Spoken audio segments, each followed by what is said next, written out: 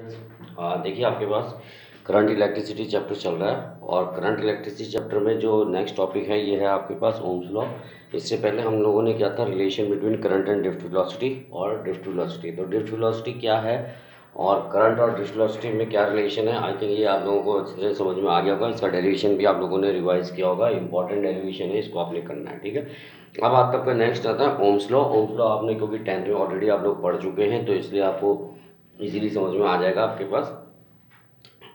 According to the Ohm's law V directly proportional to I होता है, यानी potential difference होता है वो डायरेक्टली प्रोपोर्शनल टू द किसके होता है, करंट के, या I directly V directly proportional to I, ठीक है। और when we remove this constant proportionality we get v is equal to I R. ये अभी तक आपने पढ़ा है। And r is equal to होता है v अपॉन आई। जो r होता है आपके पास is known as the resistance, ठीक है। तो और इसके बीच में जो ग्राफ होगा आपके पास, तो v और i के बीच में ग्राफ, वो भी आपको मालूम है कि v और i के बीच में जो ग्राफ आता है आपके पास वो एक स्ट्रेट लाइन आएगा आपके पास, ठीक है। तो ये सारी चीज़ें आपने ऑलरेडी पढ़ रखी है। ये आई ले लीजिए, v ले लीजिए, और ग्राफ जो आपके पास ये स्ट्रेट लाइन आएगा, ये आप लोगों ने पढ़ रखा है। r जो है रेजिस्टेंस होता है। Resistance it is that property of a material which resist the flow of electron. ये ध्यान रखिएगा, विच resist the flow of electron होता है, फ्लो ऑफ करंट नहीं होता है। बहुत से स्टूडेंट्स क्या लिख देते हैं कि विच रेजिस्ट द फ्लो ऑफ, वो विच अपोजिट द करंट। करंट को ये अपोज नहीं करता है, एक चीज़ का ध्यान रखिएगा। रेजिस्टेंस जो होता है वो रेजिस्ट करेगा, it provide resistance to the flow of electron. Electron के फ्लो को एक रेजिस्टेंस प्रोवाइड करता है, that is known as the resistance, that's why it is known as the resistance and its unit is ohm. ये आपको मालूम है, सारी चीजें आपने पढ़ी है, ठीक है।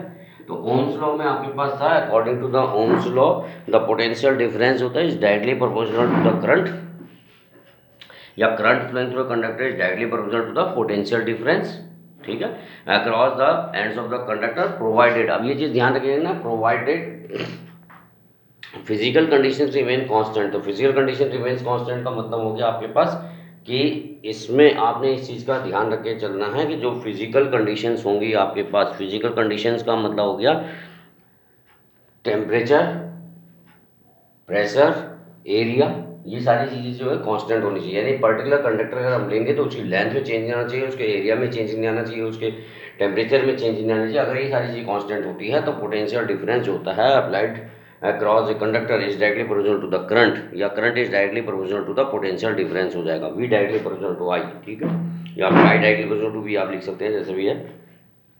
And when we remove the constant probability we get R. R जो होगा आपके पास यहाँ पे ये रेजिस्टेंस हो गया आपके पास, ठीक। अब जो ओम्स लॉ है इसमें आपके पास ये ओम्स लॉ को फॉलो कर रहा है। जो कंडक्टर्स ओम्स लॉ को फॉलो करेंगे दो are known as the ohmic conductors. तो कंडक्टर्स को दो कैटेगरी में डिवाइड कर दिया गया, एक होता है आपके पास ओमिक कंडक्टर्स, एक होता है non ohmic conductor. Ohmic, ohmic, और दूसरा होता है आपके पास नॉन ओमिक। तो नॉन ओमिक और ओमिक का मतलब हो गया आपके पास जो कंडक्टर्स ओम्स लॉ को फॉलो कर रहे हैं वो तो हो गया ओमिक कंडक्टर्स, जो ओम्स लॉ को फॉलो नहीं करेगा वो हो गया नॉन ओमिक कंडक्टर्स। अब ओम्स लॉ को कौन फॉलो करता है, जितने भी कंडक्टर्स होते हैं मोस्टली ओम्स लॉ को फॉलो करते हैं आपके पास, तो वो सारे ओमिक कंडक्टर्स कहलाते हैं आपके पास। नॉन ओमिक कंडक्टर्स में कौन सा आएगा, जो ओम्स लॉ को फॉलो नहीं करेगा। ओम्स लॉ को फॉलो नहीं करने का मतलब हो गया कि यहाँ पे हमारे पास जो ग्राफ आ रहा है आपके पास, देखिए ग्राफ जो है आपके पास ये स्ट्रेट लाइन आएगा, लेकिन आपके पास अगर ये नॉन ओमिक कंडक्टर्स को अगर मैं ले लूँ तो in case of the non ohmic conductor the graph will be like this. ये जो ग्राफ होगा आपके पास v और i के बीच में जो ग्राफ होता है आपके पास ये कर्व शेप में आ जाएगा, यानी ये जो होगा आपके पास इस तरह से आ रहा है आपके पास, ठीक है। तो ये अगर कर्व शेप में आ रहा है तो ये आपके पास नॉन ओमिक कंडक्टर्स में आ जाएगा, ठीक है।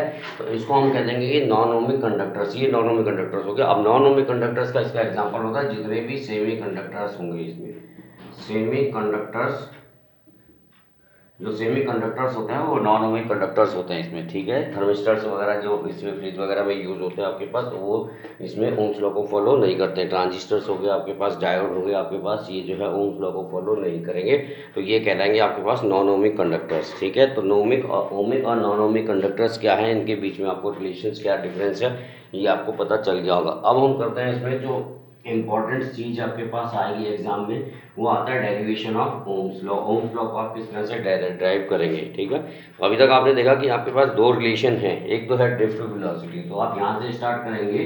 वी नो ड्रिफ्ट वेलोसिटी का फॉर्मूला होता है we D is equal to E into E tau average oblique M, ये फर्स्ट रिलेशन आएगी आपके पास, ठीक है। कोई भी कंडक्टर से उसमें ड्रिफ्ट वेलोसिटी इलेक्ट्रॉन जो है उसको मूव करेंगे तो ये ड्रिफ्ट वेलोसिटी होती है we D is equal to E into e tau average upon m, ठीक है।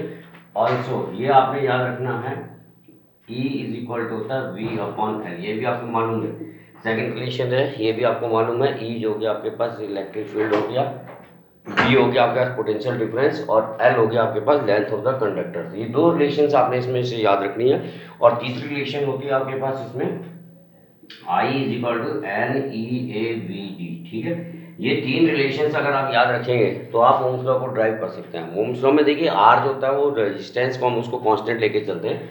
तो यहाँ पे हमने क्या करना है कि यहाँ पे जो ई की वैल्यू है, e is equal to v upon l, तो ई की वैल्यू जो है आपके पास इसमें जो ओम्स लॉ होता है उसमें ई नहीं आता है। ओम्स लॉ का अगर आपको मैं यहाँ पे बता दूं, ओम्स लॉ में अगर हम उसको ड्राइव करें तो V इज इक्वल टू हो गया आपके पास I R and R is equal to हो गया आपके पास V अपॉन आई। ये आप साइड में लिख लीजिएगा, नोट कर लीजिएगा कि जो ओम्स लॉ है, यानी आपको प्रूफ क्या करना है, तो प्रूफ हमें करना है R is equal to V upon I. हमें क्या क्या चाहिए, हमें वैल्यू चाहिए, एक तो R चाहिए, एक V चाहिए, एक I चाहिए।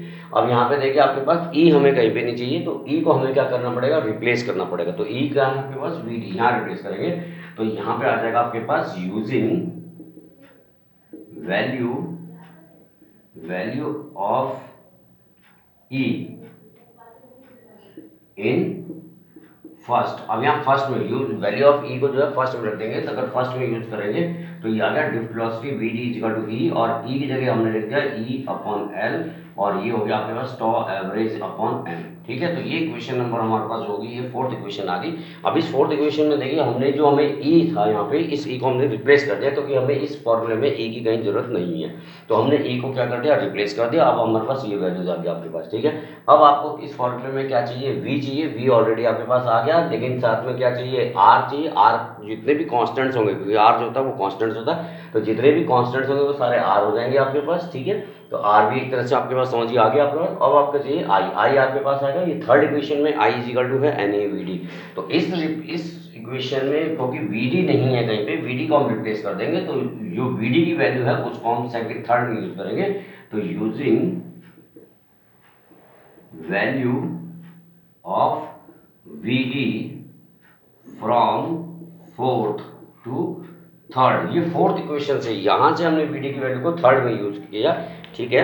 तो अब आप इसमें ध्यान दीजिएगा कि जो Vd की वैल्यू है उसको आपने रिप्लेस करना है। तो Vd की वैल्यू को जो है हमने इसमें रिप्लेस करना है, और रिप्लेस करके हमने इसको यूज करना है I इक्वल टू NaVd जो है, इसकी जगह हमने इसको इसमें यूज करना है इस इक्वेशन में। तो यहाँ पे आया आपके पास I is equal to NeA, ठीक है। I इज इक्वल टू आया NeA। अब लेकिन Vd की जगह हम यूज करेंगे E into v tau average upon m. अब यहाँ पे देखिएगा V is equal to I R, तो V भी आ गया, I भी आ गया, और जितने मैंने कहा कॉन्स्टेंट्स होंगे वो सारे R होंगे, तो R भी आ गया एक तरह से आपके पास, ठीक है। तो हम इसको जो है एक साइड लेके चले जाएंगे, जितने भी कॉन्स्टेंट्स हैं उनको आप एक साइड लेके चले जाइए, और आपके पास फॉर्मूला जो होगा वो ड्राइव हो जाएगा। तो R इज इक्वल टू होता है V अपॉन आई, इसको V ऑब्लिक आई कर देंगे, ठीक है। तो V ऑब्लिक आई कर देंगे, इसमें आई थिंक L छूट गया, L लेंथ था, ये L छूट गया, तो ये L यहाँ पे आ जाएगा, ठीक है। तो V अपॉन आई, V आई में चले आया तो ये हो जाएगा ml upon n e square हो जाएगा A इंटू वी, वी नहीं A इंटू टॉ एवरेज, ठीक है। अब यहाँ पे देखिए आपके पास ये सारी चीज़ें कांस्टेंट है। जो मास ऑफ द कंडक्टर होगा, लेंथ होगी आपके पास, वो कांस्टेंट रहेगी।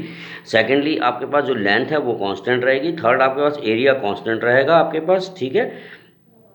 यहाँ पे ये सारी चीज़ एरिया कांस्टेंट है, एंड नंबर डेंसिटी कांस्टेंट रहेगी, और इलेक्ट्रॉन्स का चार्ज की वैल्यू, उसकी वैल्यू कांस्टेंट रहेगी। टॉ एवरेज रिलैक्सेशन टाइम होता है, ये सारी चीज़ें कांस्टेंट रहेंगी।